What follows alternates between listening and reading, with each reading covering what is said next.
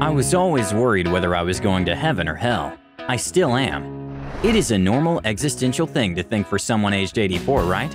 Not the case with legendary Jerry Lee Lewis, who is actually associated with some hellish things in his past. I'm pretty well loaded at the time, to be honest with you. It will be no exaggeration to say Lewis's life and career were extraordinary, sometimes in a bad way. Goodness gracious, great balls of fire! At some point, he was close to stealing the fame from Elvis Presley himself, and you will be horrified to know why it never happened. Also, Jerry Lee was nicknamed the Killer for his wild, dynamic piano style, and not for his threat to kill Elvis. But wait for this story to develop. Jerry Lee Lewis was born in 1935 in a poor family. His father mortgaged the family farm when Lewis was a young boy to buy him a piano. So he started playing at quite an early age, as well as demonstrating his wild nature. In his mid-teens, the boy's mother sent him to the Southwest Bible Institute. Jerry Lee, unimpressed by evangelical tunes as they were, performed a boogie-woogie rendition of My God Is Real at a church assembly, and guess what? Was immediately barred from the school. Rebellious Jerry Lee was just what rock and roll needed back then, so in his early 20s, Lewis was already performing with famous artists, including Johnny Cash. His unique piano style forever altered the genre, which had previously rarely featured pianists. Now, if we judge by the movie Great Balls of Fire, featuring Dennis Quaid as Jerry Lee, Lewis and Presley were rivals from the very beginning. Any plans to sell Lewis to a major label like you did with Elvis? Hell no! Jerry Lee Lewis gonna be bigger than Elvis! In reality, however, the relationships between the two didn't seem that tense, but there was actually one minor misunderstanding that led to Lewis's arrest. Let us jump for a moment into the year 1976, the time when Elvis was living as a recluse, and Lewis had been abandoned by the public over his immoral personal life. November 22nd, Jerry appears at the entrance of Presley's home and asks to see Elvis. The security guard replies that Presley is sleeping. Jerry Lee leaves and returns on the next day. His car rams into the gates before it stops. Lewis says it is Presley who wanted to see him and told him to come over. From here, versions vary a lot, but basically it went more or less as follows. Drunk as hell Lewis, with a pistol on the dashboard, shouts, "Call up there and tell Elvis I want to visit with him. Who the hell does he think he is? Tell him the killer's here to see him." Soon, Jerry Lee gets arrested for carrying a pistol and being drunk in a public place.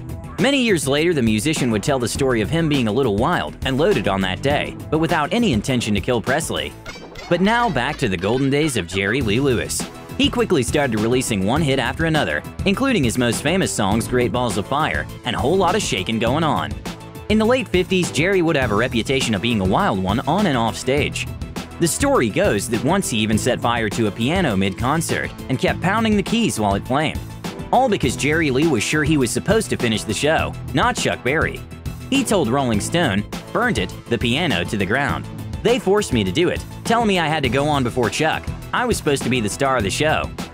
But his rebellious nature pretty much made Lewis only more appealing to the audience, until the controversy surrounding his third marriage broke the news while he was on tours overseas. The English press discovered that 22-year-old Lewis had married his 13-year-old cousin, Myra Gale Brown. Although the label denied the claim, the tour was cut short. Jerry Lee was only adding oil to the fire. When he found out what the English press was doing to him, he was cocksure to the point of parading Myra on stage. After 3 stops on his tour, Lewis had to return to America, where he was already blacklisted from the radio waves. The public could handle his what they called sinful music, but his marriage to a minor could not be excused. When were you married? Well, we leave our personal questions out of this, sir. Jerry Lee's fee for personal appearances soon dropped from $10,000 a night to $250. He tried to apologize, remarrying Myra in a ceremony that Lewis thought would validate the relationship, but to no avail. So if I'm going to hell, I'm going there playing the piano.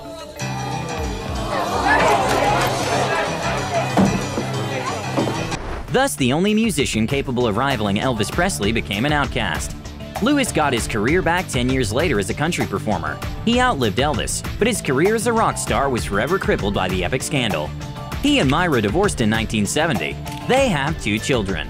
Well, they had 2 children. The couple's son tragically drowned when he was only 3 years old. Sadly, Jerry would lose a 19-year-old son from his other wife. He would tragically die in a car accident. Since 2012, Jerry Lee Lewis has been married to his 7th wife, Judith Brown. Now at 84, he just recorded a new album. Jerry Lee is happy to have a chance to return to music after suffering a stroke in 2019. He hopes to perform again one day. But for now, he is simply grateful to be playing again.